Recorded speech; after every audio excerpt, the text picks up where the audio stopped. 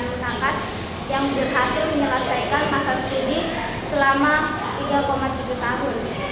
Semoga dari sharing kakak ini kami adik tingkat bisa banyak belajar dan termotivasi. Boleh kita mulai, Kak? Boleh. Boleh cerita sedikit, Kak, bagaimana rasanya bisa menyelesaikan kuliahnya kakak dalam waktu 3,7 tahun? Tentunya yang saya rasakan itu pertama itu sangat menyenangkan ya, karena bisa sampai di titik ini dengan segala rintangan, cobaan yang saya hadapi itu sangat wah bagi saya. Terus awal masuk itu saya pikir kuliah itu menyeramkan, agak sedikit menyeramkan. Ternyata setelah dijalani justru kebalikannya, sangat menyenangkan bagi saya. Dari teman-teman seangkatan yang sangat mendukung, lalu dosen-dosen yang sangat humble dan mudah diajak diskusi, dari senior-senior yang sangat welcome kepada adik-adik tingkatnya, itu menurut saya sangat bagus. Mungkin itu saja. Apakah ada trik-trik yang kakak pakai agar bisa lulus lebih cepat? Trik yang saya pakai itu pertama saya fokus kuliah.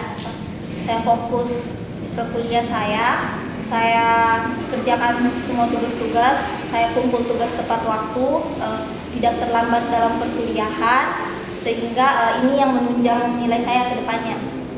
Lalu saya program mata kuliah senior yang di atas.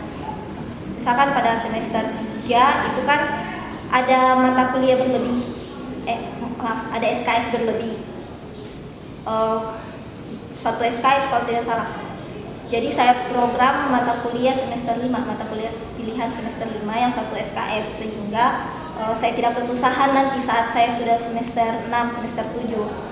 Jadi di semester 6 itu saya usahakan mata kuliah saya sudah habis, tinggal KKN dan skripsi. Lalu dari semester 5 itu saya sudah pikirkan, ini saya mau ambil penelitian apa, apakah pendidikan atau murni. Terus kalau misalkan murni, saya pikir lagi, ini saya mau ke analitika atau ke organik atau anorganik, itu saya pikirkan memang. Jadi ketika saya sudah memilih semester 5 ini, saya sudah pilih, saya mau ambil murni. Saya sudah buka-buka skripsi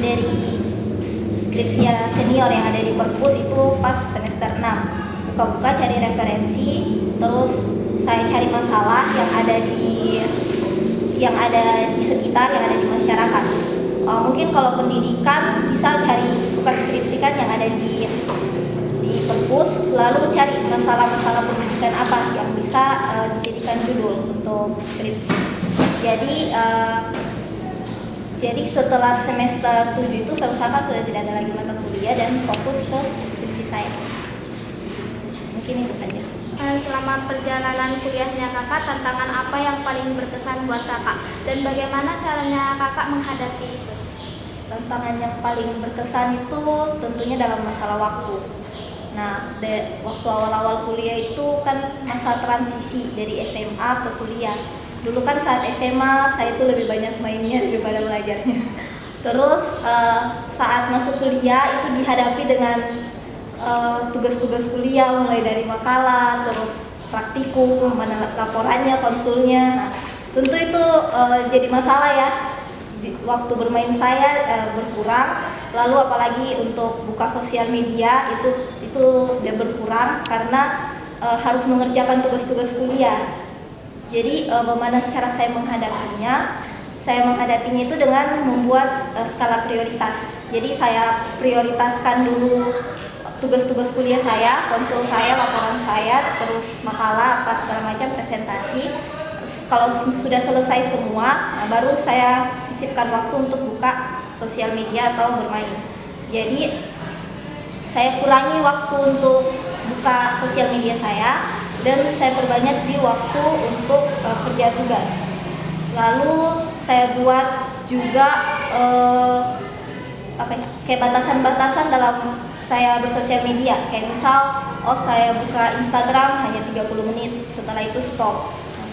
Mungkin hanya itu saja saya sampaikan. Kalau boleh kasih pesan-pesan untuk adik-adik, pesan-pesan apa yang kakak ingin berikan? Untuk adik-adik tingkat, dari angkatan 022, 023, 024 dan mungkin angkatan-angkatan seterusnya. Cuma mau bilang semangat. Ya, ini bukan perlombaan, nggak ada kalah, nggak ada menang. Nah, mungkin terkadang kalian akan merasa capek, merasa jenuh, terus merasa pusing dengan semua tugas, dengan semua masalah, rintangan. Cuma mau bilang nggak apa-apa istirahat sebentar, tapi jangan menyerah, harus bangkit lagi. Pokoknya selesaikan apa yang sudah kalian mulai di awal. Jangan berhenti. Mungkin itu saja. Menurut kakak, sikap atau nilai apa yang paling penting untuk dijaga di dalam dunia perkuliahan? Yang pertama itu disiplin. Jadi disiplin dalam belajar, lalu selanjutnya disiplin dalam masuk kelas, harus tepat waktu. Terus yang kedua itu tanggung jawab. Bagaimana kita tanggung jawab kita terhadap tugas yang diberikan, baik mungkin dalam organisasi, lalu tugas-tugas dari dosen, bagaimana kita tanggung jawab kita dalam menyelesaikan dengan tepat waktu, lalu selanjutnya itu jujur. Nah, bagaimana kita jujur dalam menyelesaikan soal. Jadi tanpa copy paste, tanpa menyontek ke teman, itu kan sulit ya.